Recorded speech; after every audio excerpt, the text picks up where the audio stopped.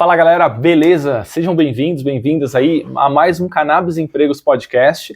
Dessa vez eu tô aqui com o Thiago, cofundador e CIO da Kaia. Ti, valeu demais pela sua presença aqui. Obrigado você pelo convite, Bonitão, vai ser um papo bem legal. Vai ser demais. A gente já vai falar muito sobre o Thiago, muito sobre a Kaia, mas antes disso quero deixar alguns recados aqui. Vamos falar o quê? Sobre os nossos patrocinadores. Quero falar sobre a Expo Cannabis Brasil, o maior evento sobre cannabis do Brasil, também ao portal de notícias Smoke Buddies, trazendo notícias aí do Brasil e do mundo para você, e também a Kaia, aqui, a nossa patrocinadora, sua fonte aí de dados, informação, conhecimento aí para você ter mais informação aí para o mercado da cannabis. Muito obrigado a essas marcas que também fazem acontecer o Cannabis Empregos Podcast. Se você também quer ver a sua marca ao longo aqui dos episódios, manda uma mensagem para mim, vai ser um papo bem legal. Com certeza você vai ver as possibilidades aqui para aparecer no Cannabis Empregos Podcast.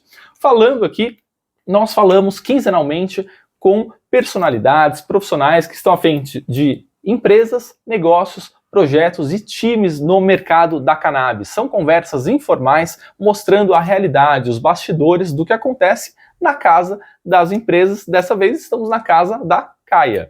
Sobre a Cannabis Empregos, se você ainda não conhece, a Cannabis Empregos é pioneira no Brasil. Desde 2021, temos mais de 10 mil profissionais cadastrados, mais de 200 empresas anunciantes, uma delas é a Kaia, e fazendo essa conexão entre empresas e profissionais no mercado. A Cannabis Empregos hoje é um grande hub de soluções para RHs e líderes de negócio aí, e com certeza para profissionais. Então, se você quer trabalhar no mercado da cannabis, vem com a Cannabis Empregos, acesse o nosso site e as nossas redes sociais. Chega de recados, agora a gente vai entender bastante toda a vida profissional do Thiago e também entender os detalhes aí da Kaia e principalmente aí como que é, né, Ti, essa área, esse mundo de dados do mercado da cannabis. Para isso, eu gostaria muito que você se apresentasse e apresentasse a Kaia também para a gente. Tá bom, Dan, vamos lá então. Primeiro, obrigado mais uma vez pelo convite. A gente fala sempre aqui internamente, mas o Dan ajudou muito, tanto a Kaia quanto várias empresas aí nascentes no mercado a entrarem. Então, não à toa estamos aqui, não à toa a Cannabis Empregos é hoje referência nessa, eu vou falar que é a GUP, né, desse mercado, mas é realmente uma referência muito grande. Sempre que a gente abre vaga, a gente abre ou só na Cannabis Empregos, ou, sei lá, muitas pessoas que a gente contratou vieram por lá. Então, recomendo a todo mundo aí, querendo entrar no mercado ou já querendo procurar alguém, Cannabis Empregos é muito boa. Vamos lá. Então, meu nome é Thiago, eu sou chefe de inteligência aqui na Kaia Mind, um dos fundadores, junto com a Maria. A Kaia, acho que a Maria até falou um pouco, né, no papo que vocês tiveram, sobre a fundação da Kaia, mas acho que é bem legal reforçar que a Kaia ela não começou como uma vontade nossa de entrar no mercado. Isso é muito importante, né? Porque a gente recebe muita gente e até, né, a própria Cannabis Empregos, você deve conversar com muita gente também nesse sentido, que pô, eu quero trabalhar no mercado da cannabis. E aí a gente fala, tá, mas o que você faz? O que você é bom de fazer? Porque só gostar de cannabis não adianta nada, sabe? Tipo, você pode ser um entusiasta e trabalhar em outras coisas. O que você agrega para esse mercado? Porque esse é um mercado que ele vai seguir tendo as mesmas necessidades básicas, com algumas mudanças, óbvio, mas as mesmas necessidades básicas que outros mercados. Então vai precisar de um marketing, vai precisar de um comercial, vai precisar de uma estrutura, vai precisar de dinheiro, você vai precisar de um produto bom com market fit para vender. Então, acho que a primeira coisa que é legal da gente falar é que a gente não entrou nesse mercado pensando em trabalhar nesse mercado. Eu e a Maria, a gente acompanhava os movimentos, tanto nacionais quanto internacionais, há muitos anos, a gente estudava isso muito, a Maria, inclusive, falava publicamente sobre isso. E aí, o que a gente, mapeando isso por muitos anos, foi que a gente conseguiu entender aonde que as nossas habilidades aportavam nesse mercado, como que a gente conseguia usar o que a gente já sabia de outros mercados para efetivamente fazer esse mercado andar ou florir, né? Principalmente em um momento ali em 2020, onde ainda está tudo muito incerto nesse mercado, mas a gente estava falando de um momento muito delicado e muito nascente desse mercado ali em 2020. Então, de lá para cá, muitas empresas entraram e morreram, inclusive, e muitas aí estão ainda de pé. Mas o que a gente entendeu foi que o que a gente conseguia aportar, ou seja, esse poder de conexão, esse poder de diálogo e principalmente essa geração de dados básicos que em outros mercados todas as empresas, consumidores, agências públicas se munem deles para tomar decisões estratégicas, no mercado da cannabis a gente não tinha isso. Então, para uma empresa que estava nascendo, ela não sabia quem era o paciente que estava comprando, quantos anos ele tinha, se ele tinha muito ou pouco dinheiro para gastar, se ele ficava em São Paulo, se ele ficava no Rio de Janeiro, ou no Nordeste, ou no Norte, ou no Sul, qual era a característica dos produtos, a melhor característica de produtos para você fazer seu produto, para vender para essas pessoas, qual é a necessidade do mercado, e né, poderia falar diversos dados, diversas informações essenciais aqui, mas a Caia, ela nasceu justamente da gente entendendo que a gente tinha capacidade para estruturar tudo isso e produtificar, né, e jogar para o mercado de diferentes maneiras, e da necessidade real que o mercado estava tendo naquela época e segue tendo até hoje, de olhar para informações estratégicas para tomar decisão. É um mercado que vem da ilegalidade, né, que está sendo discutido de maneira mais séria e com menos preconceito agora, e isso faz com que esse mercado ele ande muito, né, em ovos, assim, né, ele ande de maneira muito delicada, porque qualquer erro a galera vai bater muito mais do que em mercados tradicionais. Então entra a Caia justamente nesse lugar até de autorresponsabilidade, da gente pelo menos dar um norte de para onde o mercado está indo e por quê. Então acho que é basicamente isso. Eu sou formado em administração, trabalhei por muitos anos em multinacionais, né, conheci a Maria inclusive na P&G, e a vida inteira eu cuidei de análise, números, dados, inteligências, estruturações de grandes bases em todos os lugares que eu passei. E a Maria, enfim, tem toda a trajetória dela também, claro, e aí a gente se complementou para entregar algo que a gente achou que o mercado realmente precisava. Sensacional, muito obrigado. E assim, se você está chegando agora aqui, pega o papel caneta, pega seu celular, mas assim, começa a anotar, porque o Thiago e a Maria são as pessoas que eu conheço que mais entendem o mercado da cannabis. Então, a partir de agora, você vai ter outra aula, que você já viu o nosso episódio com a Maria, falando sobre dados do mercado da cannabis. Então, assim, Ti, você entende muito de dados, assim, é impressionante a profundidade, acho que esse é o termo que você chega nos números e como eu posso falar, e a certeza, né, porque assim, vários números, e isso você pode falar, assim, ano a ano a Caia acerta as previsões, as projeções, né, isso é muito legal, que mostra que não só a Caia entende os dados, né, pega os dados do mercado, mas entende esses dados e entrega algo, assim, extremamente fiel, né. Fala um pouco pra gente das principais projeções, assim, que foram um tiro certo, assim, que você falou, poxa, a gente pensou nisso aqui, um ano depois acertamos. Boa, legal. Eu acho que tem algumas, né, o trabalho da Caia é ser uma empresa né, a gente nasceu e aí eu e a Maria, a gente traçou essa estratégia de os primeiros 2 anos da Caia vão ser anos de construção de reputação. E como que você faz isso dentro de um mercado cheio de preconceitos, né, é algo extremamente complexo.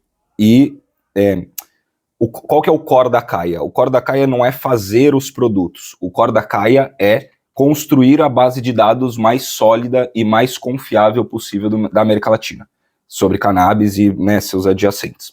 Então, com isso, vem a necessidade da aplicação de uma série de metodologias, né, estatísticas, metodologias de pesquisa, metodologias de análise interna, de ETL, né, de tratamento da informação, porque do momento que a gente descobre determinada informação, né, ou gera determinada informação através de pesquisas, para o momento que isso está normalizado, né, isso está tratado dentro do nosso banco de dados, tem todo um processo que é uma metodologia Caia, que a gente desenvolveu ao longo de muitos anos, com aplicações de diferentes lados.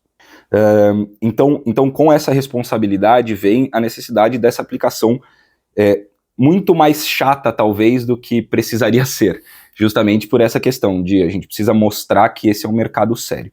E aí, com base nisso, né, a gente faz o que mune em nossos dados, né? Então a gente tem todo um pool, né, um data center, um data lake, onde a gente mune ele de pesquisas primárias, tanto pesquisas primárias online quanto pesquisas in loco, com diferentes metodologias, ligação, formulários, enfim, tem ali uma série de questões. A gente tem pesquisas secundárias, ou seja, dados que já existem em algum lugar e estão pulverizados, ou seja, eles estão jogados, então a gente tem toda uma metodologia e vários.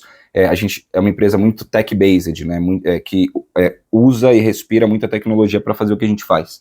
Então a gente acaba automatizando uma série de processos para que isso tudo caia dentro dessa base de dados. Dentro dessa base de dados a gente faz todo o tratamento e a normalização disso, e possuindo isso, a gente consegue produtificar de diferentes maneiras.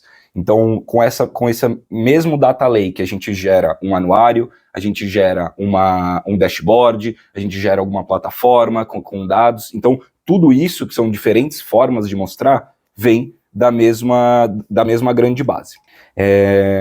Para fazer as metodologias, a gente tem, né, nossos analistas de mercado, eu, obviamente, mas nossos analistas de mercado, o Casca, nosso head, a gente tem todo o time de tecnologia, que fazem o quê? Que botam os dados que a gente pega à prova. Então, tipo, a gente leva esse dado, essas informações ao limite para entender até onde que elas fazem sentido dentro do mundo real. Então, até falando de algumas informações, a gente, por exemplo, no anuário, traz uma série de informações de audições, na verdade, de como foi o mercado da cannabis no Brasil, e aí a gente está falando de como foi, a gente está falando de número de médicos, número de pacientes, onde esses pacientes estão alocados, tamanho de mercado, né, e aí por tamanho de mercado a gente precisa entender quantas pessoas têm, quanto que elas compram, a qual preço médio que elas compram, qual é o desconto que elas compram, por qual via. Então se elas compram via associação, é um preço específico e é um processo específico, pelas farmácias é outro, pela importação é outro. Então o trabalho da CAI aqui é entender todas essas frentes possíveis que não estão se conectando num primeiro momento e trazer elas comparando banana com banana e não banana com laranja. Sim. Então a gente até brinca, e a gente até já falou isso, por exemplo, para a própria Anvisa, que a CAIA tem dados da Anvisa,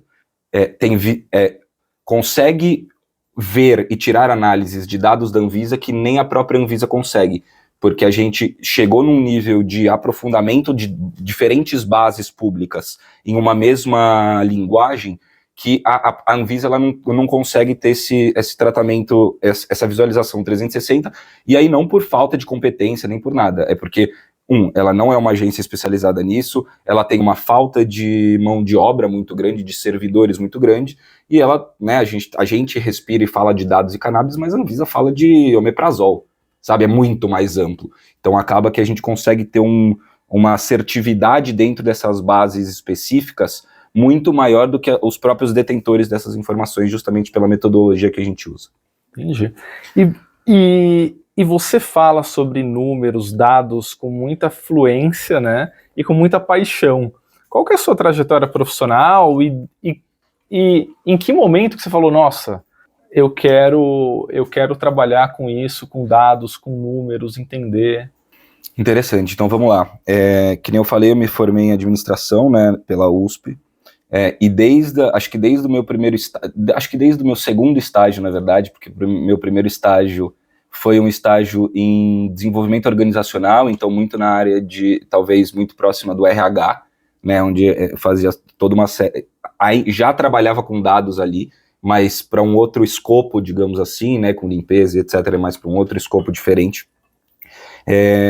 Fiquei bastante tempo, tanto na P&G quanto na RAP, então ali eu pude observar dois mundos, duas empresas, né, a maior empresa de bens de consumo do mundo e acho que o único unicórnio da Colômbia, que é a RAP, efetivamente. E um dos maiores, né, hoje uma das maiores empresas da América Latina. Só que quando eu entrei, o meu momento em ambas as empresas, eles foram muito diferentes, porque eu entrei na P&G A P&G existe há 200 anos, sei lá. Então, é uma multinacional gigantesca com processos, com to-dos, né, com afazeres muito claros ali, processos muito bem definidos, áreas muito bem definidas, uma gestão até que segue uma linha também bem específica, até uma previsão de subida de cargo também muito, muito tradicional. Por quê? Porque eles estão fazendo isso há 200 anos. Então, tudo muito mais estável, digamos assim, mas tendo uma visão global impressionante, porque pensa quanto Downy a P&G não vende no mundo, quanto Pantene, quanto Gillette, sabe? Então, a gente conseguiu ter muito, muito bem essa divisão por categoria, e eu ali dentro cuidava muito de distribuidores, então eu conseguia ter essa noção, foi inclusive quando eu conheci a Maria, eu conseguia ter muito essa noção do que estava acontecendo no back e como que isso estava indo para o front junto com os distribuidores. Então, ali que eu tive essa primeira noção de, tipo, como aplicar, não é só olhar para grandes bases de dados, é saber identificar ali de dentro qual que é o joio e qual que é o trigo e direcionar para um time comercial, direcionar para o time de vendas efetivamente. E aí, né, temos essa realidade de uma multinacional absolutamente consolidada e a gente tem a outra realidade da Rappi, que eu fui um dos primeiros, 50 funcionários da Rappi no Brasil. E na época ela era uma startup que estava só entrando, né? Foi muito antes dela virar a Rappi mesmo que ela é hoje. Eu vi esse processo acontecendo. Só que foi a primeira real experiência que eu tive dentro de uma startup que é assim, tá aqui seu computador, esse é o objetivo, alcance, vai lá e se vira. E isso para mim era muito novo, porque na verdade eu tava vindo de um negócio que tinha manual, eu fiquei o primeiro mês de P&G, eu fiquei só lendo manual de cultura, de como era na empresa, qual que era o nome da pessoa da cafeteria, tudo. E na Rappi eles me falaram assim, ó, a gente precisa, eu transformava as informações que eles me davam em planos de ação para fechar com restaurantes AAA, basicamente, então grandes restaurantes. E ali eu vi efetivamente o que é você precisar minerar base de dados sujas.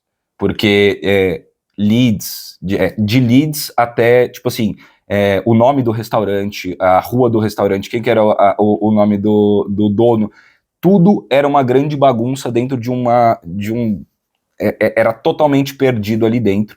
E ali você tinha que pegar, minerar, fazer a sua própria estrutura de ação e direcionar também para o time de vendas. Então, acabou que eu consegui ter essa mesma, partir desse mesmo ponto de, opa, eu preciso pegar determinado conjunto de informação e transformar informação em ação. Eu acho que vem daí esse grande gap, e a vida inteira fiquei fazendo isso, né, depois da Rappi, fui também coordenador na Ponto Map, que é uma empresa de estratégia de cultura para grandes empresas, então eu pude liderar o time que estabeleceu as métricas de marketing, por exemplo, que hoje a Ambev usa. Então, é bem relevante, porque, de novo, né, tava em uma consultoria mais boutique e atendendo grandes empresas. Então, Ambev, Nike, Olímpicos, Enel, enfim, tinha zilhões ali dentro, PicPay, zilhões dentro que a gente tinha que entender o que estava acontecendo e a empresa, a Ponto Map, tinha uma série de índices próprios, metodologias próprias, onde eu conseguia entender efetivamente, qual é o impacto, né? Então vamos lá, explicar rapidinho isso. Então, um dos grandes desafios, tanto do mercado de cannabis quanto dos mercados tradicionais, é você conseguir metrificar na prática as suas ações de marketing. Então, por exemplo, vai ter um Lollapalooza da vida, ou Rock in Rio, qualquer coisa nesse sentido.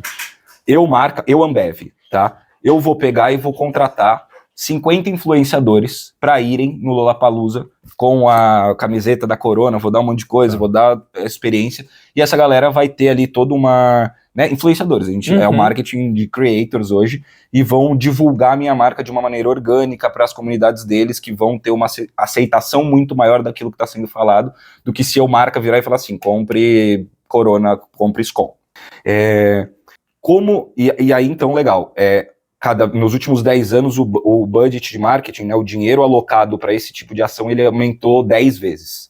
Só que, como que eu consigo metrificar, eu, o diretor de marketing de uma Ambev, como que eu consigo metrificar quanto que me voltou positivamente para cada real que eu coloquei naquela ação? É muito difícil. Então, eu era o coordenador do índice dessa empresa que conseguia transformar esse engajamento, visualização, interação das pessoas com esse, seja influenciadores, seja ações de marketing das empresas efetivamente, em pontos de impacto que eles chamavam, né? Então, para cada real que você está colocando, isso significa tantos pontos de impacto, e aí a gente tinha toda uma valoração e etc.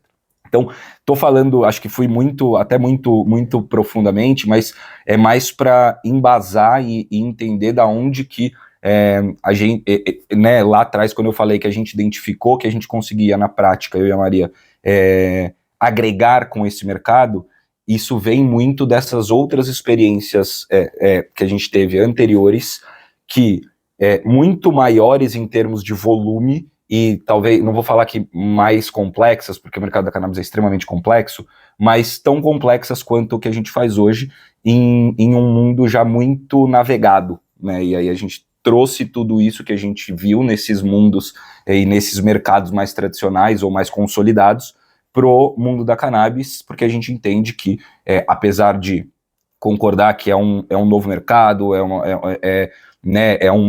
a gente precisa tratar com muito cuidado essa regulamentação para não ficar na mão de grandes, etc. Você tem algumas regras que o mercado vai precisar seguir, as empresas vão precisar, os pacientes vão precisar, os médicos, os tomadores de decisão públicos, etc. E aí a gente conseguiu linkar essas duas coisas de uma maneira eficiente. Então, de novo, acho que isso é muito importante. Não basta gostar e conhecer a história da cannabis no Brasil. Você tem que atrelar. E isso é o diferencial. Você tem que trazer um conjunto de habilidades sólidas e aí agregar esse conhecimento do mercado da cannabis, que eu acho que é um dos grandes diferenciais para profissionais do mercado hoje. E a minha sensação é que você se preparou a carreira inteira para abrir a Caia, né? O quanto que hoje você vê que foi importante, assim, você teve cada experiência, né, te moldou para cá, né, para 5 anos atrás que vocês abriram a Caia. Como que isso te ajudou a estruturar a área de inteligência aqui dentro? Olha, essa é uma ótima pergunta, porque na verdade, se eu falar, olhando hoje, se eu falar que eu estava preparado, é mentira, sabe? Eu acho que e aí isso é algo até importante para quem quer até abrir alguma coisa, que você nunca vai estar 100% preparado, porque eu estimava as coisas que eu ia ter que fazer, só que a realidade ela é muito mais bruta, até, acho que essa é a palavra, do que o que você pensou. Então, quando a gente abriu, todo mundo falava, pô, vai ser super difícil, você vai perder noite, você vai ter um monte de outras preocupações. Eu falava, pode crer, é difícil, né? E não conseguia realizar o que isso era no dia a dia. Então, eu acho que todas essas experiências passadas me ajudaram, assim, muito, em muitos aspectos básicos, né? Então eu até costumo brincar que eu falo, poxa, a faculdade não me deu a base que eu precisava para o mercado de trabalho. Aí todo mundo fala, pô, você fez USP. Tipo, como assim? Quem que dá? Porque é muito teórico. Então a faculdade, eu acho que ela te prepara até a página 2, e aí a partir da página 2 você tem que entender como agregar novas habilidades àquele core duro básico que você tem. Então, eu acho que nada nunca é uma... Putz, estava preparado para isso. É sempre tipo assim, eu acho que eu tenho essa capacidade, efetivamente, e não eu sozinho, né? Eu acho que é uma coisa que eu e a Má, a gente sempre bateu muito no martelo, é que a gente não é suficiente para fazer o que a gente quer fazer. Então, e aí passa muito pela questão de liderança, passa muito por tentar trazer pessoas que vão agregar algo adicional que você não tem, né? Saber montar esse time campeão e esse time de pessoas que vão ficar, o que vão entregar, é uma das coisas mais difíceis que tem, porque acho que o desapego também, quando você faz isso, é muito difícil, né? Tipo, vão ter coisas que eu discordo, mas a pessoa que tá falando entende mais do que eu. Então, eu tenho que me desapegar para a Caia, ela deixa de ser eu e a Maria e passa a ser todo um conjunto de sonhos, um conjunto de pessoas, um conjunto de famílias, inclusive, que são sustentadas por conta disso, passa a ser a referência de Ministério da Saúde, de Anvisa, de Ministério da Agricultura, de Embrapa, sobre o tema. Então acaba que não há o 100% do preparo, mas há a coragem, primeira coisa, né, coragem e loucura, elas são, né, elas andam muito lado a lado, mas eu acho que teve tudo isso, toda essa experiência, ela me deu a base, e o próprio dia a dia da Caia, cada dia que passa, você vai precisar aprendendo coisas novas, vai precisar, principalmente, identificar o que você tem que aprender de fato e se aprofundar, e o que não, é o seu time que tem que aprender, isso é muito difícil também. Mas eu acho que me deu, sim, essa base, principalmente essa visão de como que era o processo de ponta a ponta, sabe? Para implementar e para tentar, principalmente, tentativa e erro na Caia, né? A gente faz muita coisa que não dá certo, e aí startup, acho que tem muito disso, né? De você conseguir se adaptar muito rápido. Então, a gente faz várias coisas que não dão certo, e até identificar e largar a mão para, tá bom, é isso, não deu certo, vamos parar, que melhor parar na metade do que ir até o fim, para depois ter que refazer. Então, acho que é um aprendizado constante, mas deu uma base muito boa. Muito bom, adorei a fala.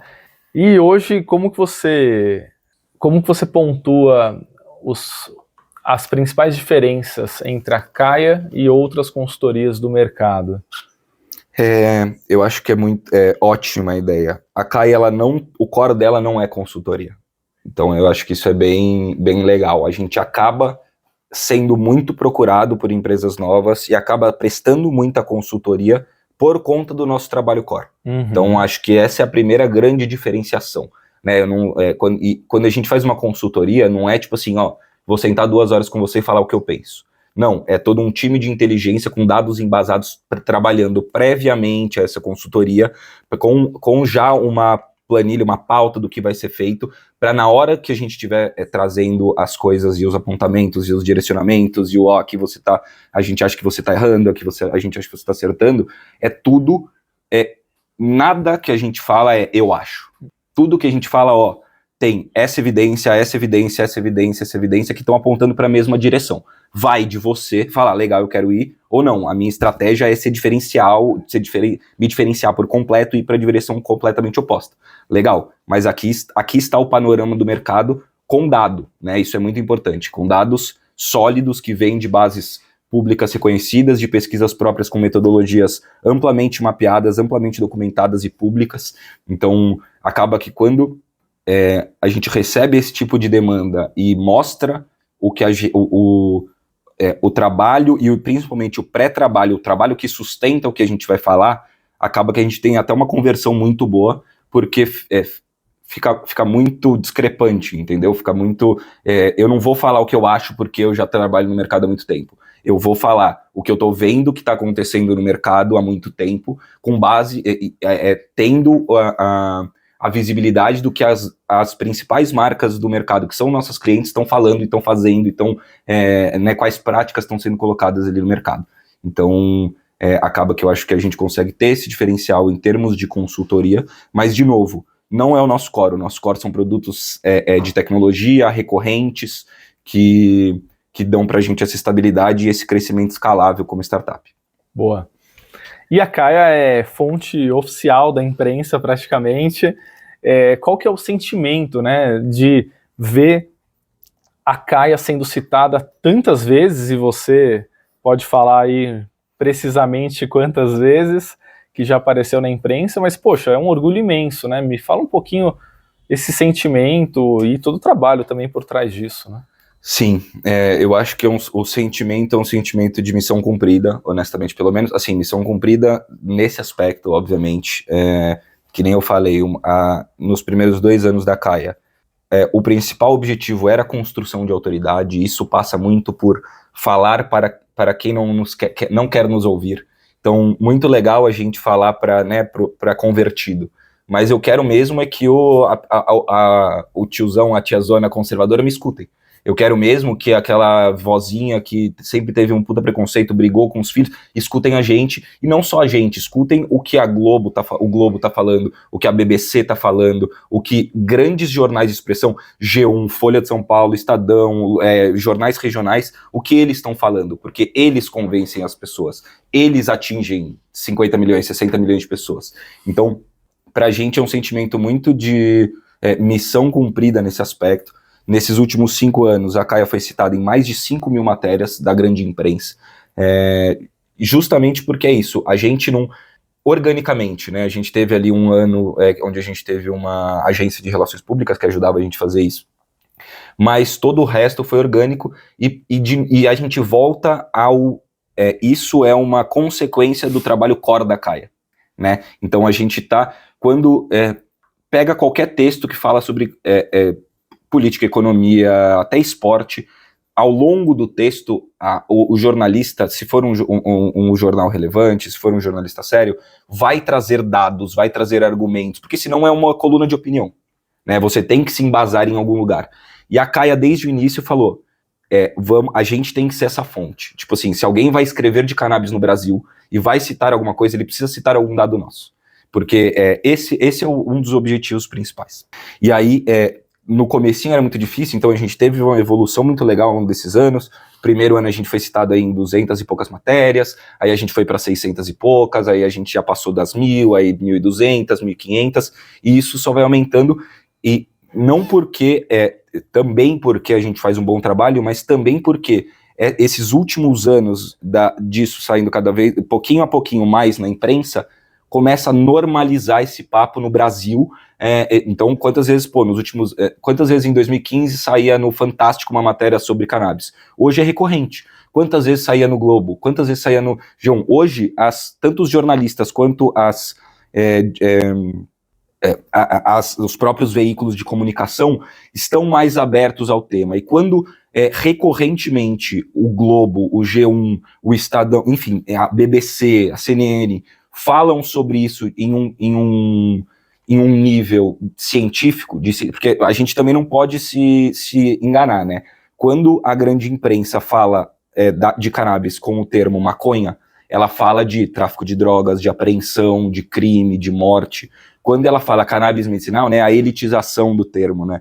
Quando ela fala de cannabis medicinal, é ciência, é medicina, nossa tecnologia, novas fronteiras. Então ainda assim há essa separação muito clara, mas fato é que essas matérias e essa colocação da grande imprensa com relação ao tema, ela vem ficando cada vez mais positiva, justamente porque isso começa a entrar, e aí a gente está no começo disso ainda, tá? Isso ainda vai aí por 5, 10 anos, que é esse processo de normalização, de você não falar de maconha no jantar de família do domingo e parecer que você é uma aberração. Por quê? Porque o seu tio, o seu avô, o seu pai viram uma notícia, foram impactados com uma notícia ontem, viram o William Bonner falando sobre isso, viram um Fantástico falando sobre isso. Então quando você traz, já quebra um pouco dessa mística. A gente ainda está muito longe disso chegar efetivamente no interior do Brasil, né,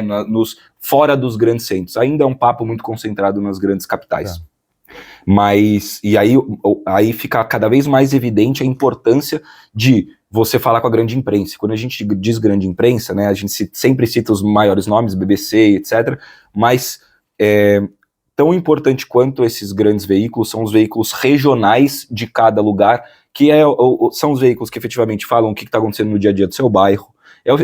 São os veículos que as pessoas mais consomem para o dia a dia delas. Tá. Então estar também nesses veículos pequenos e regionais é muito importante, porque aí sim é toda uma estratégia de funil, que aí sim você consegue na prática atingir a família média brasileira ali, né? Muito bom. Muito bom, parabéns. Fora todos esses, né, tem um muito importante também, a Caia já saiu na Forbes também. Né? Nem citei apenas, né, a Forbes algumas vezes. Sensacional, gente. É incrível ver uma empresa que, e se eu não me engano, a Caia é a empresa que mais saiu na mídia, né? Isso, a gente começou ali em 20º, mais ou menos, falou, não, a gente precisa pegar o primeiro lugar, e aí já nos últimos anos a gente foi É isso, nos últimos 2 anos a gente foi citado 3.000 vezes. Então acabou que a gente conseguiu pegar esse lugar de marca sobre cannabis mais citada no Brasil. Sensacional, parabéns. Qual o projeto de inteligência de dados que você mais se orgulha até hoje? Você fala, poxa, fizemos isso, não precisa citar marca, produto, mas assim, você fala, nossa, isso aqui... Olha, tem alguns, mas eu acho que eu vou, para trazer aqui, eu vou citar um institucional que a gente fez há bastante tempo e que eu me orgulho muito, que é a nossa projeção de potencial de geração de imposto, emprego e dinheiro aqui no país, né?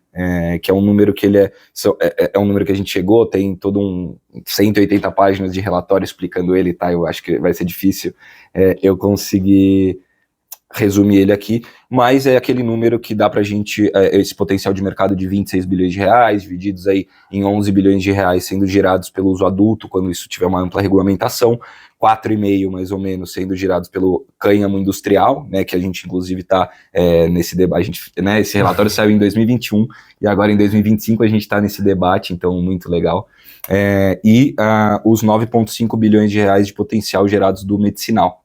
Então, a gente acabou fazendo um super trabalho ali, é o nosso segundo relatório lançado, hoje a gente tem mais de 15, a gente acabou fazendo um super trabalho ali, por que eu tenho bastante carinho por esse trabalho?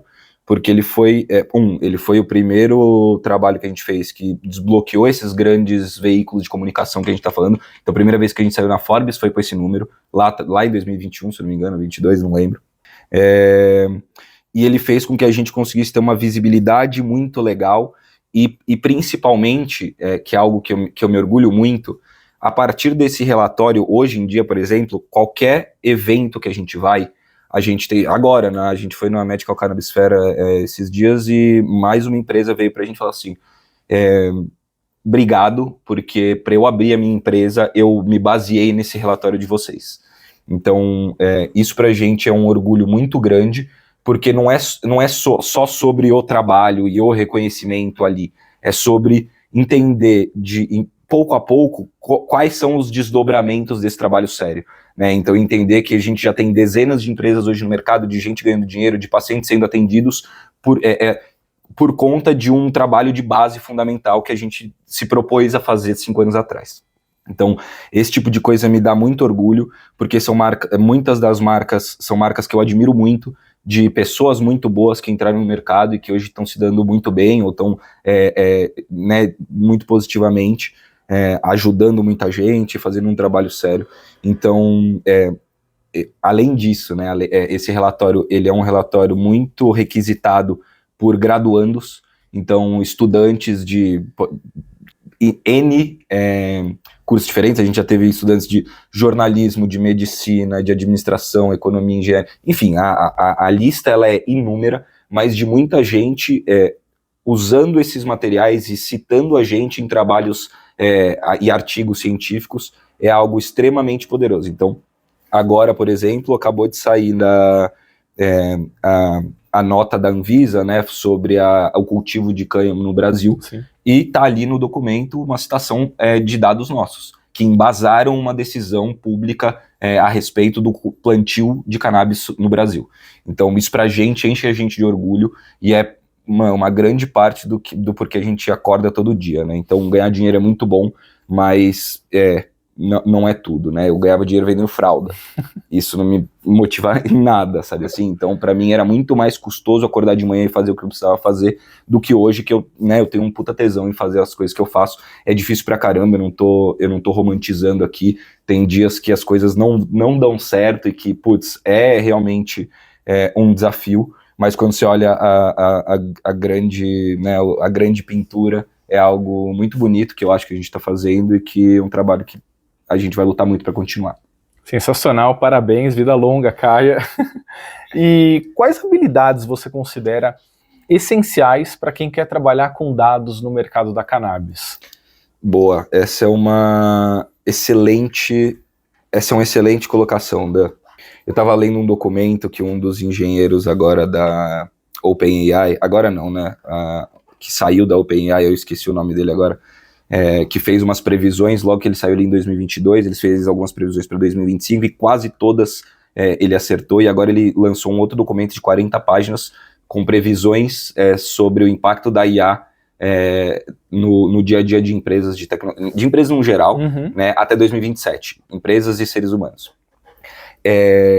E as coisas, a gente está num momento de entropia aí de mercado, né, tanto do mercado da cannabis quanto nessa revolução de inteligência artificial geral no mundo e como que isso vai impactar o dia a dia das pessoas.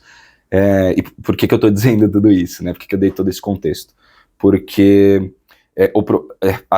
nos últimos 5, 10 anos, para um profissional efetivamente de dados e tecnologia, eu vou colocar aqui, né? Porque as coisas elas são muito, muito misturadas.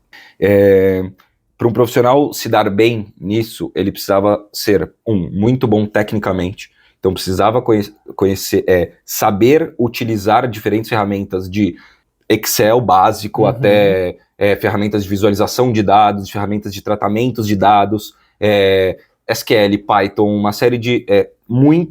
O profissional precisava ter essas habilidades, muitas habilidades em uma única pessoa.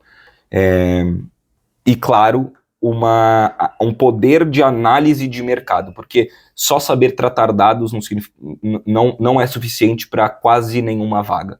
Você precisa entender qual que é o contexto que aqueles dados estão inseridos para entender qual que é a melhor forma de fazer as coisas. E isso passa por ter um conhecimento geral de mercado, né? Não esquece dados. O que está acontecendo no mercado que você está inserido, que é muito importante para você entender o que fazer com aquela informação.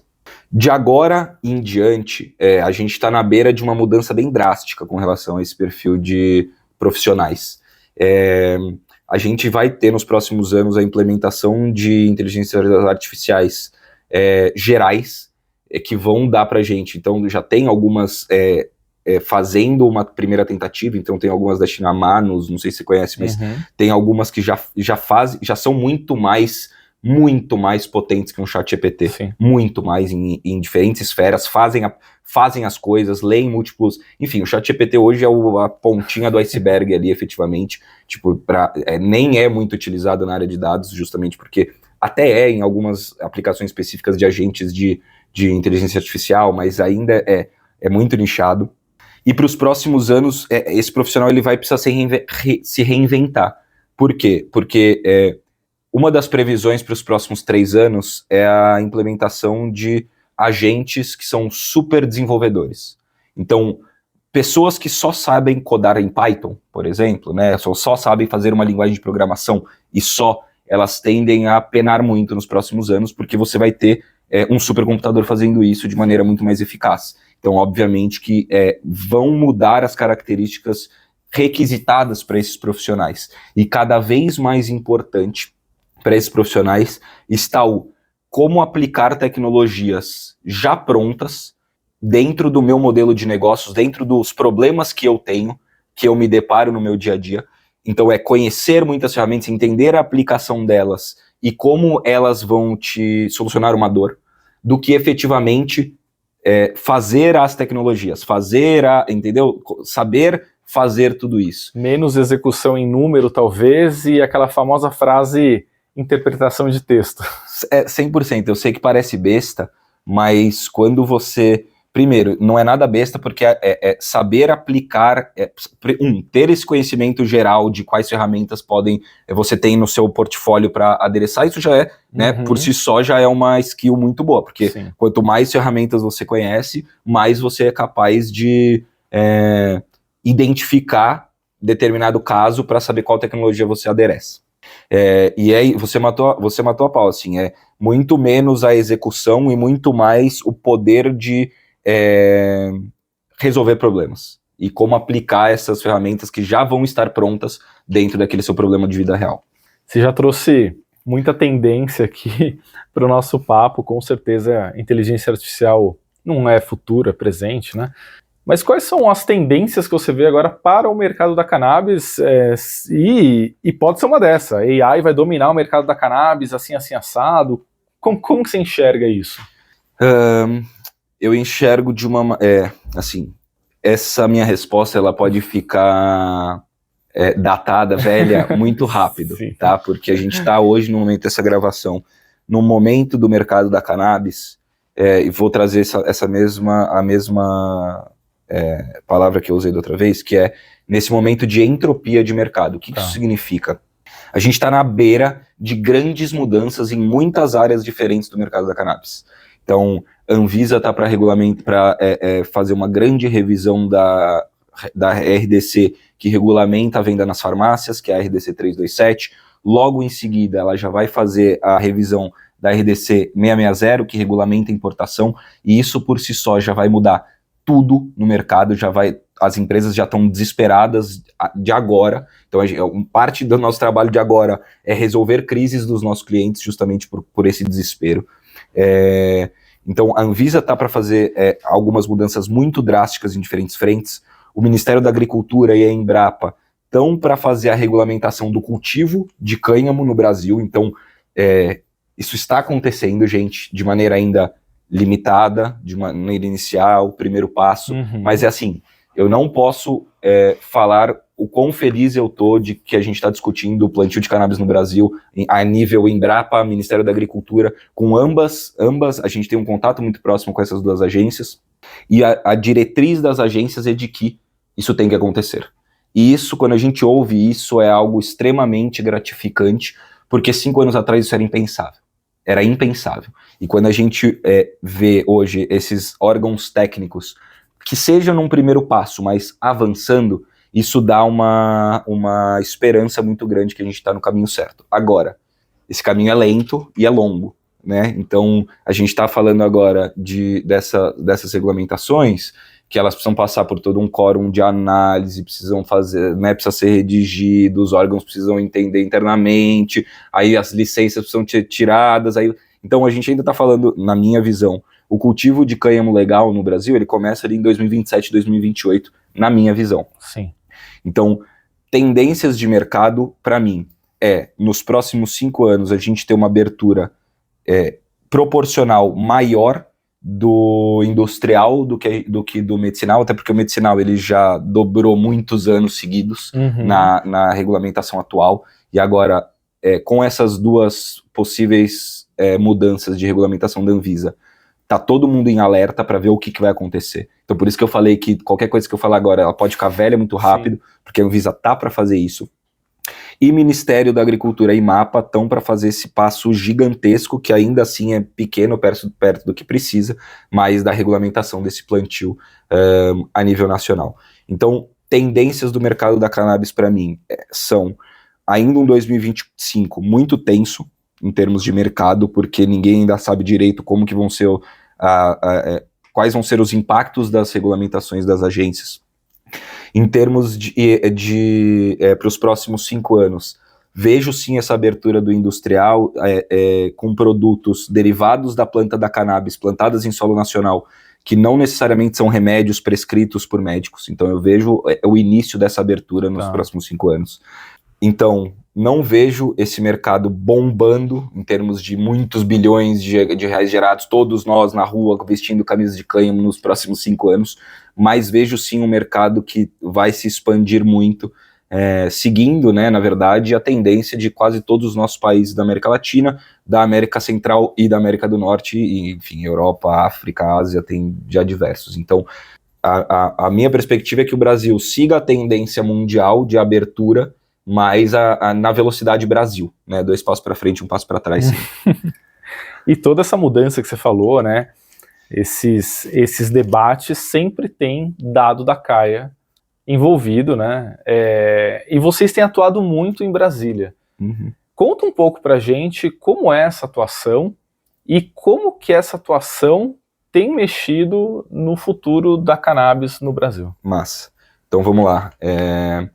O trabalho em Brasília, ele consiste em um trabalho lento, gradual e muito intangível, né? Então, claro, a gente mune diversos órgãos, diversas agências de informações para essa tomada de decisão, mas mesmo dentro da Embrapa, mesmo dentro do Ministério da Agricultura, mesmo dentro da Anvisa, ou qualquer um, né, desses órgãos públicos, a gente não tem uma unanimidade ali dentro. Então você não quando a gente fala de Ministério da Agricultura, não é nossa, o Ministério da Agricultura, é com quem você está falando e qual é o poder de barganha dessa pessoa ali dentro. Por quê? Se você pode ir dentro do Ministério, você pode ir para o lado A ou para o lado B, Porque é muita gente distinta, com muitos interesses até paralelos, que você tem que identificar o que vai ser, né, melhor no longo prazo. Então, é um trabalho muito de networking, muito de você chegar lá para simplesmente... É aquele negócio, né, de desmistificar. Falar cannabis a primeira vez para um deputado, enfim, conservador da bancada do agro ou da bancada evangélica, não há diálogo, há 2 monólogos. Então você falar cannabis medicinal, pipipopopó, a pessoa olha pra sua cara e fala assim, tá querendo me vender maconha, pelo amor de Deus, e sai andando. Então, é literalmente isso, sabe? Então, esse processo de convencimento, de dar com a cara na parede, de ir lá e de novo, e fazer articulação, e entender quem que é a melhor pessoa para você conseguir uma entrada, e munir essa pessoa de informações efetivas, ela é um trabalho muito de longo prazo. Então, a gente tá tentando agora alguns acordos de cooperação técnica com alguns órgãos, mas ele é um trabalho que você... sabe não ficar abalado quando você toma um não? É não ficar abalado quando você toma um xingão na cara e a pessoa só vira pro lado e sai andando. Porque a gente ainda tá falando de Brasil, a gente ainda tá falando de 500 e tantos deputados, que 300 e tantos fazem parte ou da bancada do agro ou da bancada da evangélica, desculpa, e né, eu só digo isso, né, nada contra esses 2 grupos, mas são grupos que historicamente são mais conservadores e travam mais esse tema, e como eles têm uma grande aceitação e uma grande penetração ali dentro do Congresso, acaba que se você não convence esses 2 grupos, você não faz nada anda no Brasil. Então, é um trabalho de formiguinha, mas que tem dado muito certo, assim, a gente hoje versus... Quando a gente compara com o diálogo ali dentro de hoje versus 5 anos atrás, é uma diferença, assim, gritante, uma diferença abismal, porque há muito mais entrada hoje para esse tipo de tema, e até os políticos, quando que isso vai mudar?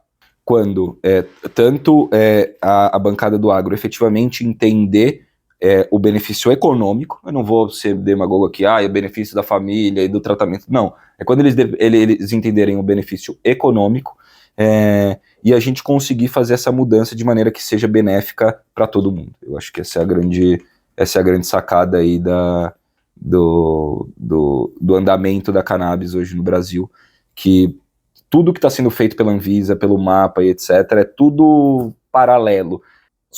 As coisas só vão andar de maneira macro no Brasil quando tiver um projeto de lei passando, sério, votado na Câmara, enfim, e para isso, esse caminho é o caminho que hoje a gente está mais distante. Tá. É conseguir passar um amplo projeto de lei dentro da Câmara e do Senado, que seja, no fim, assinado pelo Lula.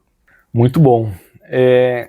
Hoje, como que você analisa, assim, o perfil das empresas que tomam decisões baseadas em dados? Qual é a principal diferença para aquelas que não se baseiam em dados e o porquê isso é importante?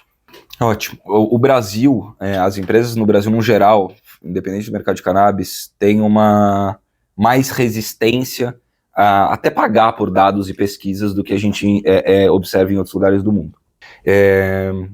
Hoje o mercado da cannabis, a gente divide ele em alguns pelotões, né, pensando nas marcas especificamente, que é 95% de tudo que né, de todos os empregos, todo o mercado são marcas de CBD, né? O resto e a empresa são auxiliares. Tá.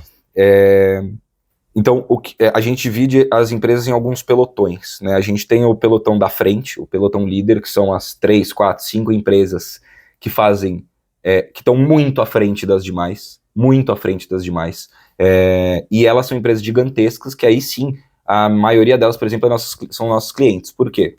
Porque elas estão no momento de empresa onde qualquer decisão que elas tomam errada custa muito dinheiro, é difícil de voltar atrás, e elas já têm concorrentes estabelecidos, médicos estabelecidos, uma série de coisas, e elas estão brigando por essa expansão. Então, essas empresas, elas se beneficiam muito desse olhar e dessa tomada de decisão ali, e de maneira até mais rápida, porque elas têm times que conseguem pegar as coisas, a gente ainda tem que digerir tudo, né? Então não basta só dar um dashboard. Preciso dar um dashboard, pegar esse dashboard uma vez por mês, analisar ele de ponta a ponta e fazer uma reunião com as empresas mostrando, olha, aqui está o filé mignon das informações desse mês. E aí com isso elas conseguem pegar, passar para os times internos e tomar decisões efetivamente. Então, o que eu quero dizer com isso? Eu quero dizer, mudar a rota de time comercial, mudar a estratégia de marketing, implementar a ida em eventos, abrir novos estados e novas especialidades, né? Consegue transformar informação, aquilo que eu estava falando lá no comecinho, conseguem transformar informação em ação na prática, de maneira mais fácil. Aí você tem as outras empresas ali, ou outro pelotão, né, que não é os dos 5 da frente, que são ali as 15, 20 outras empresas que estão logo na sequência, que são empresas consolidadas, mas não conseguiram ainda escalar da maneira com que aquelas líderes, e não tem tanta gente e tanto cash disponível dentro de casa para conseguir, massivamente receber informações e fazer, e para essas empresas tem um pouco mais de dificuldade de lidar com os nossos dados mais crus, e elas preferem as abordagens nossas, os nossos produtos que vêm com tudo esmiuçado, tudo bonitinho, geralmente com pesquisas e apresentações longas, pesquisas específicas para elas, porque elas nem têm capacidade de olhar para o mesmo dado todo mês e entender como que isso impacta no negócio dela. Quando eu digo capacidade, tá, infraestrutura e mão de obra efetivamente, não é capacidade intelectual, obviamente, né? Elas não têm essa infraestrutura e capacidade em termos de número, braço mesmo, para aplicar aquilo, porque elas estão numa operação rodando que nem doidas. E aí a gente tem o outro pelotão, que é o restante das empresas, que não pense você, tá? Eu falei, primeiro pelotão, 5 empresas, segundo pelotão, 20 empresas, o mercado tem 600, tá? E aí todas essas outras empresas são empresas que fazem 30, 40, 50 pacientes por mês, 20, 10, dependendo da empresa, pacientes novos por mês, e que tem muita dificuldade de se manter no mês, porque o faturamento delas, ele é o mês contra mês, é o novo paciente que você abre que é o que vai te dar o faturamento. O mês que você vai mal, seu faturamento cai e você se ferra. Então, essas empresas, elas têm uma volatilidade muito grande, então é muito mais difícil de você pegar e manter elas, o lifetime value delas, né, o quanto tempo elas passam dentro da Caia é menor, porque chega num determinado momento, ou elas...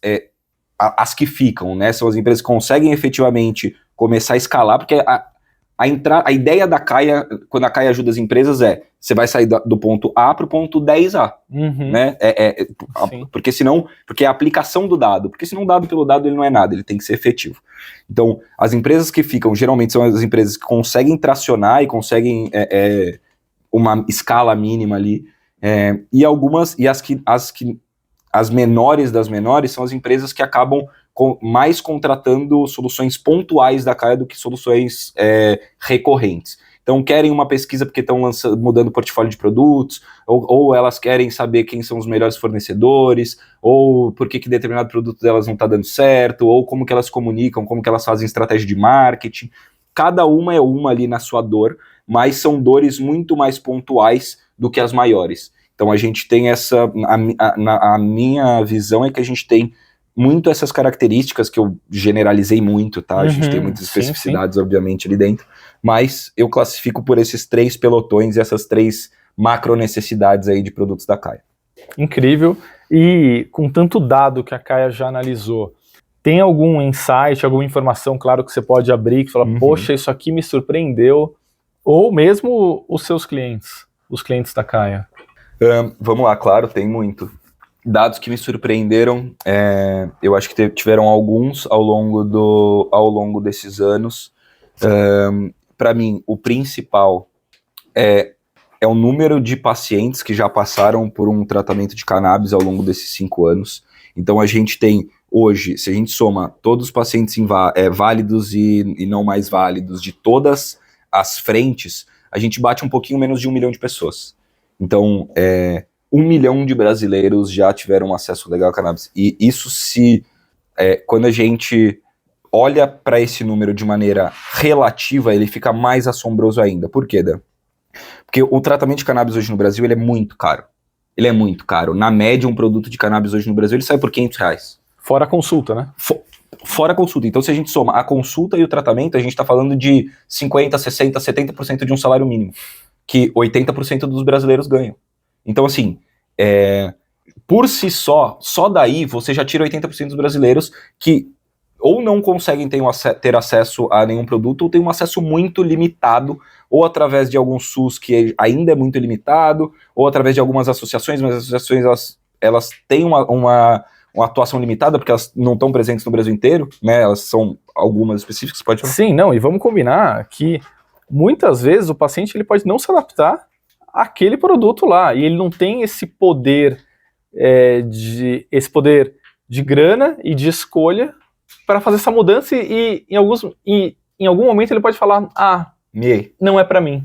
Perfeito, né? Porque o tratamento com produtos de cannabis, ele é um tratamento muito individualizado, né? Então, quando você acaba tendo um produto que é o que tem, um médico que não tá 100%, não tem 100% de conhecimento e vai te prescrever ou pouco, ou de maneira errada, e um paciente que tem pouquíssimo recurso para fazer esse tratamento, você tem uma evasão de tratamento absurda, né? Justamente porque você fez a leitura perfeita. Então, se a gente tira só daí, se a gente tira 80% dos brasileiros, né, a gente já está falando de 40 milhões de brasileiros que sobram aí, que as pessoas podem vender. De 40 milhões de brasileiros, 1 milhão desses estarem usando cannabis, a gente já está falando de uma terapia relativamente bem aceita no Brasil, né? E que a aceitação da terapia versus quanto que a gente andou nos últimos anos em termos de regulamentação, ela ainda está... As duas coisas elas estão muito distantes umas das outras, né? Então, até o trabalho da CAIA é conseguir aproximar efetivamente o poder público de falar assim, isso é o que está acontecendo na vida real no Brasil, estes são os dados, tomem as decisões públicas de vocês com base na realidade Brasil, né? E não com base em achismos e preconceitos. Em todo o nosso papo que está rodeado por dados aqui, também surge um assunto que a gente já vem falando há algum tempo, que é o CaiaDoc, né? E fica muito claro para mim que a Caia reuniu o que há de melhor de informações desses últimos anos e concentrou no CaiaDoc. Explica para mim o que é o CaiaDoc e como ele resolve a dor da classe médica, né? Massa, então, o CaiaDoc é uma plataforma que a gente lançou faz pouquíssimo tempo, que ela é voltada para profissionais da saúde, prescritores de cannabis, ou que querem prescrever, ou se interessam, ou ainda não prescrevem nada, porque ali você só pode fazer prescrição de qualquer remédio que você quiser. Mas qual que é a ideia? A ideia é dar uma plataforma, de novo, tá? Qual que é o core da Caia? Não é a plataforma é um tipo de produto que a gente faz com base na nossa data lake, no nosso banco de dados. Da onde surgiu, né, a ideia do CaiaDoc? A gente, ao longo desses últimos anos, vem construindo um nome para Caia, e esse nome, ainda bem, fez com que a gente impactasse muitos profissionais da saúde. E a gente recebeu, no último ano e meio, muita demanda de médicos, dentistas, né, todos os profissionais habilitados falando assim, eu não tenho aonde buscar informações sobre, compiladas, né, consolidadas. Claro, eu posso abrir 300 bancos de pesquisas científicas diferentes, 45 sites de empresas diferentes com os produtos. Claro, você pode fazer Sim. isso todos os meses. Mas a ideia do CaiaDoc é o quê? Pegar essas informações que a gente já tinha na nossa base de dados e aliar isso às demandas e necessidades que a gente estava recebendo dos profissionais da saúde de, poxa, a gente tem muita marca querendo se meter, e muita gente querendo se meter na minha relação médico-paciente. A gente tem muita marca querendo falar pra gente o que a gente tem que fazer, ou o que a gente tem que prescrever, ou que tipo de coisa que, né, qual é a atuação. E aí acaba que a gente tem muita informação do lado de cá. O maior gargalo hoje do mercado da cannabis, sem dúvida alguma, é o número de médicos prescrevendo, sem dúvida alguma, que não vem crescendo da maneira com que a gente gostaria. Muito pela dificuldade desses médicos, né? Pensa você, um médico que se formou há 30 anos na faculdade, não viu isso na faculdade, não viu isso em nenhum lugar, aí agora chega alguém falando assim, você pode prescrever isso para ansiedade, insônia ou dor. calma aí, como assim? Como que eu faço isso? Tipo assim, não é assim. Sem autonomia dele, né? É sem autonomia dele, exatamente. Então assim, pro médico, entre o médico receber essa notícia primeiro e ele estar prescrevendo de maneira confortável, há um abismo de muitos meses ou anos de estudo que as marcas e que o público e que a imprensa e que a gente, que todo mundo tem que fazer de educação, que é estudos clínicos, né, que é munir o cara precisa ir lá, passar por um monte de curso, ver um monte de pessoas né, da própria especialidade dele, referência, que já prescreveram falando estudos de caso, ter acesso a pesquisas científicas sérias, enfim, aí você tem toda uma jornada de consciência do médico ali dentro, até o momento que ele fala, putz, isso pode ser realmente algo, mais uma munição no meu arsenal de opções para tratar determinado paciente. Então, como é um gap muito grande, esse é um gargalo muito grande de mercado. E aí a gente falou, opa, calma aí, a gente tá vendo as marcas reclamarem muito da dificuldade de conversão de médicos. Os médicos reclamarem muito da dificuldade de acesso a informações. E quando eu digo informações, quais produtos tem, o que tem nesses produtos, qual que é o certificado de análise deles, quais são as pesquisas científicas, um lugar seguro ali para você prescrever, tudo isso de maneira gratuita, uma central de aulas com vários especialistas que você pode ter aulas, várias parcerias com benefícios em diferentes ecossistemas de cannabis que ele pode se atrelar. Então, é meio que esse one-stop shop, esse único lugar que tanto o médico, quanto a marca, quanto o paciente podem ter, claro que cada uma no seu quadrado com visualizações diferentes, mas que eles podem, é a solução é uma plataforma que soluciona a dor de médicos, de pacientes e de marcas, da mesma maneira, só que claro, conectando elas de maneiras diferentes, né, cada uma vendo ali o que lhe cabe, mas conseguindo pegar esse 360 aí, dando a visibilidade da marca para o médico para o paciente, do paciente para a marca para o médico, e do médico para a marca para o paciente, né? Então fazer essa triangulação. Então foi daí que surgiu a ideia e a implementação do KaiaDoc, dessa demanda e dessa escutativa que a gente faz com o mercado, versus o que a gente tem dentro da nossa base de dados que a gente é capaz de entregar, né? Porque muito legal, né? Essa demanda toda, se a gente não tivesse a capacidade, de novo, Sim. A capacidade para fazer isso, a gente só estaria aqui falando muito legal, mas não tem o que fazer.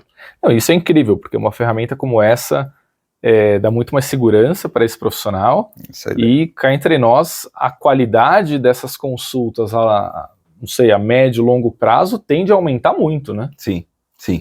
A ideia é essa, a ideia a gente até está trazendo profissionais muito consolidados no tema da cannabis, justamente para que a gente até ali consiga, eu não gosto dessa palavra, tá, e nem é o direcionamento que a Kaia está dando agora, explicitamente a gente decidiu não ter isso, mas é que meio que essa criação de um ecossistema de comunidade, entendeu? O trabalho de uma comunidade, a criação e a manutenção de uma comunidade efetiva, ela é muito complexo e é algo de longo prazo.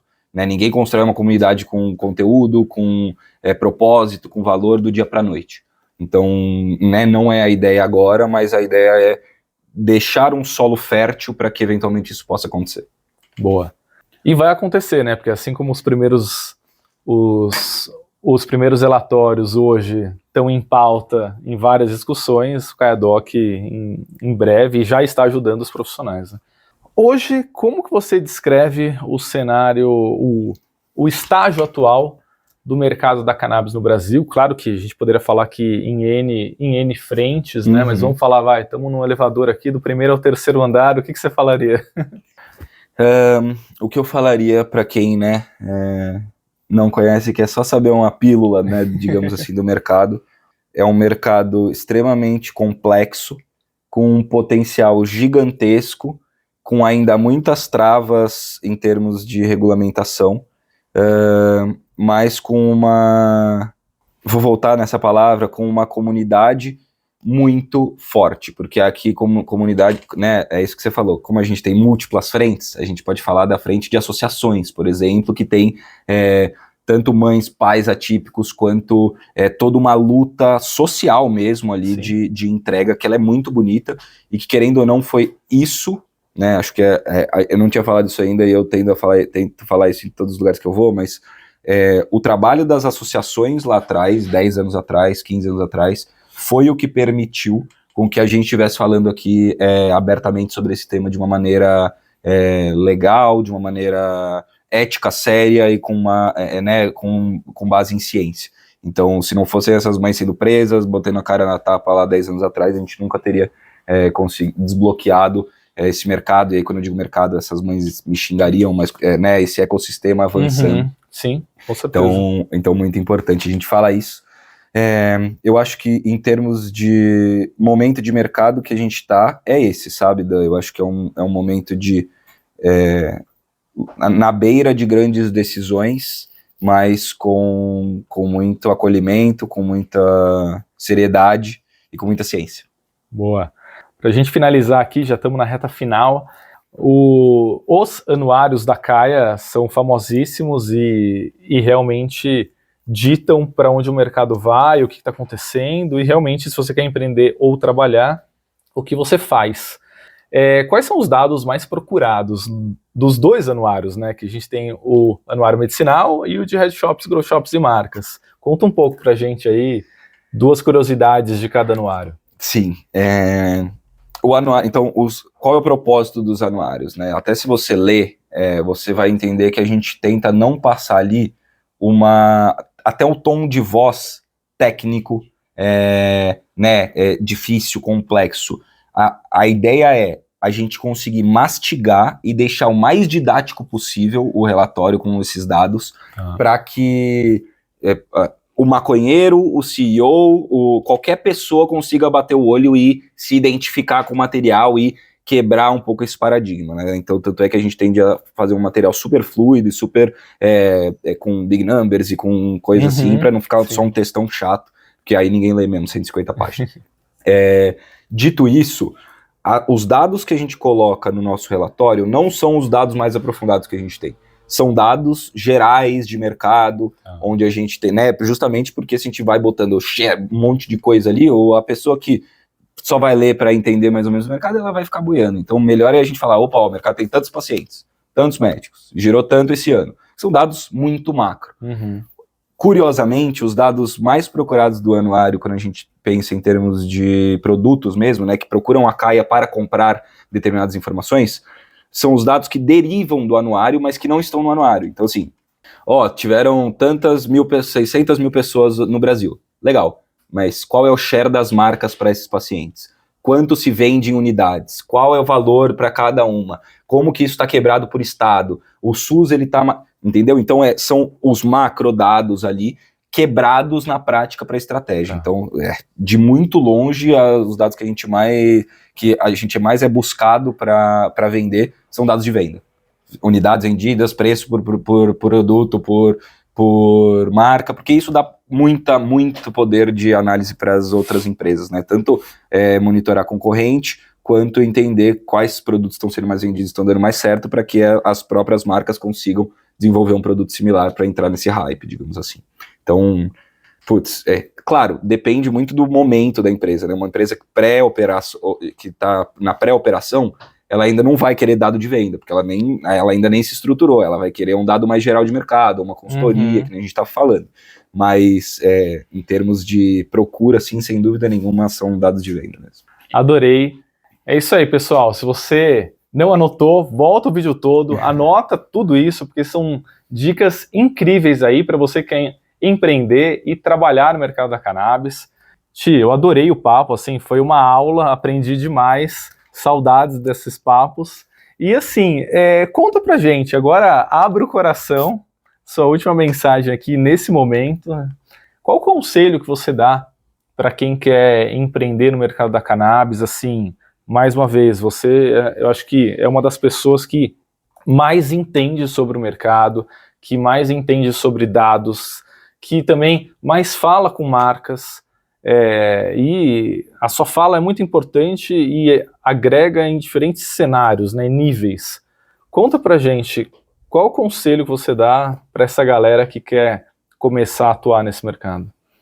Olha, eu acho que a principal coisa, né, para quem quer abrir uma empresa assim de mercado da cannabis ou qualquer um, é saber, ter a certeza de que vai ser mais difícil do que você tá achando, né? Então acho que essa é a primeira coisa por tabela, e isso é muito importante de você introjetar e entender, porque que nem eu falei, né? Nesse mercado, muitas empresas nascem e morrem por falta de planejamento, porque acham que vão atingir determinado nível em tantos meses e não vão, e não tem o caixa suficiente para tancar. Então, primeira coisa vai ser um desafio enorme, mas, dito isso, se as coisas elas começam a dar certo, o nível de satisfação, orgulho e realização profissional, óbvio, né, gente? Tudo isso, pelo amor de Deus, falando profissionalmente. Mas o nível de satisfação que isso dá é muito gratificante, porque é aquilo que eu falei, eu não tinha tesão em vender fralda. Não tinha. Só que ver o nosso trabalho sendo utilizado, por exemplo, pela Anvisa, na hora que eles vão regulamentar o cultivo, é algo, sim, que faz com que as coisas comecem a valer a pena. Então, é muito propósito, tipo, não é fácil ganhar dinheiro nesse mercado, mas tem muita oportunidade, mas eu acho que hoje em dia o que mais, a maior dica e o que mais eu acho que as pessoas têm que se apegar é que é um mercado que ele pode ser muito, ele pode te preencher muito mais do que mercados tradicionais, justamente pelo propósito e pelo fato, né, de que você deita a cabeça no travesseiro em paz, porque você sabe que você não tá ferrando ninguém, digamos assim. Então acho que são essas as coisas. Sensacional, começamos falando sobre dados e terminamos com propósito no mercado da cannabis, é sobre isso. É isso aí, galera. Cannabis Empregos Podcast, dessa vez com o Thiago, chefe de inteligência e dados aí e cofundador da Caia. Com certeza é a sua missão aí seguir a Caia nas redes sociais, seguir o Thiago, entender tudo que a Caia entrega para você e pode te ajudar aí para o seu negócio e para a sua vida. Quero agradecer bastante os nossos patrocinadores, a Expo Cannabis Brasil, o maior evento sobre cannabis do país, também o site de notícias Smoke Buddies, fazendo acontecer aí e trazendo muita informação pra gente, e com certeza a Caia, nossa patrocinadora também, sua fonte aí de dados, informação, conhecimento no mercado da cannabis. Se você também quer a sua marca aparecendo ao longo dos episódios aqui, manda uma mensagem, vai ser bem legal ter um papo com você, para você entender como você pode fazer parte também. Se você gostou, fique de olho aí nos nossos próximos episódios quinzenais, falando com personalidades profissionais aí que estão à frente de empresas, projetos e equipes dentro do mercado da cannabis. Quer trabalhar no mercado da cannabis? Vem com a Cannabis Empregos. Ti, muito obrigado. Valeu demais. Obrigado a você, bonitão. Obrigado pelo papo aí, amei. E me convide de novo. Valeu, isso aí, galera.